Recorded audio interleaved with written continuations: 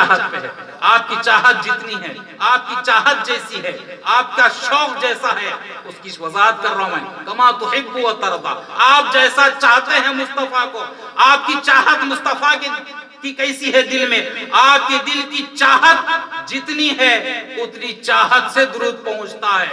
اب آپ کتنی چاہت پیدا کرنا چاہ رہے، فرشتے کے ذریعے بھیجنا چاہ رہے یا خود مصطفیٰ کے کانوں پہ بھیجنا چاہ رہے؟ کما تحب و ترضا، آپ جیسا چاہتے ہیں ویسا بھیجیں، ویسا بھیجیں.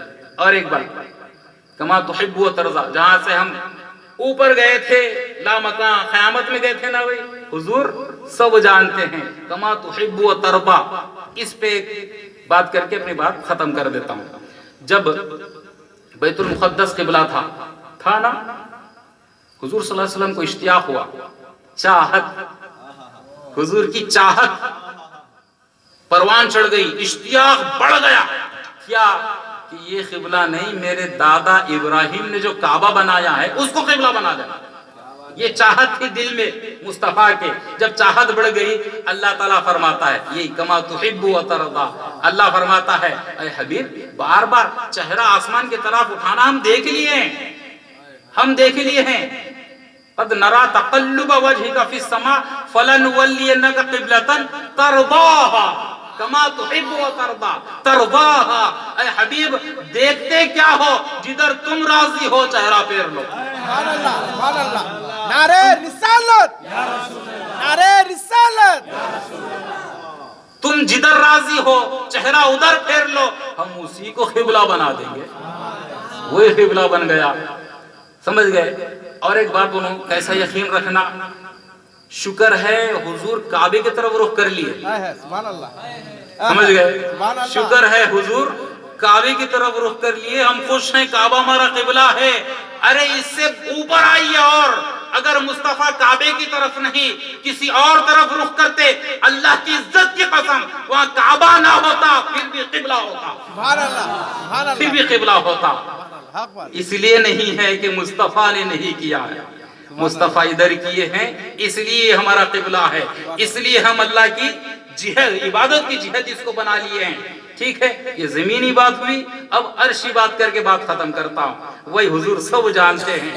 اب وہاں پر قرآن سے ٹکراتی، میں نے کہا نا کہ حضور جانتے ہیں سجدہ کدھر کرنا ہے، جانتے ہیں، اسی لیے سجدہ کریں گے قیامت میں کہ اس طرف کرنا ہے، سجدہ کر لیں گے.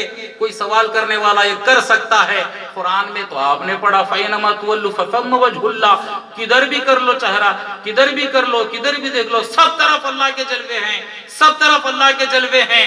کیا نبیوں کو یہ نہیں معلوم تھا ہر طرف اللہ ہے؟ آدم کو نہیں معلوم تھا؟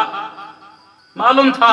عیسیٰ کو نہیں، سب کو معلوم تھا، سب کو معلوم تھا. مگر کما تحب و ترضا کوئی نہ تھا. اللہ رب العزت نے یہ شان، یہ مقام، یہ اختیار آدم سے لے کے عیسیٰ تک کسی کو نہیں دیا، صرف مصطفیٰ کو دیا ہے. اے مصطفیٰ، اے میرے حبیب، اے میرے رسول، اب ہم تمہیں آج بھی چھوڑ دیتے ہیں. آج بھی کما تحب و ترضا، اب جدھر تو سجدہ کرے گا، اب جدھر تیرا سر جھکے گا، جدھر تو پیشانی ٹیکے گا، ہم اسی طرف رہیں گے.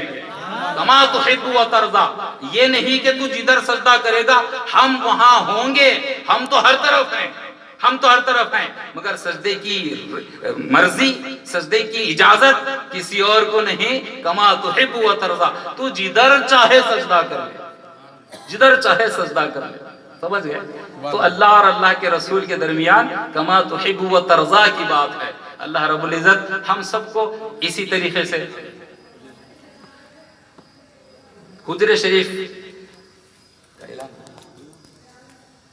حجر شریف 15 ربیع الاول سب جانتے ہیں نا، 15 ربیع الاول 13 نومبر کو بعد مغرب سے اس کی کاروائی شروع ہو رہی ہے. عصر میں وہاں پہنچ گئے تو آپ کو کافی ہے.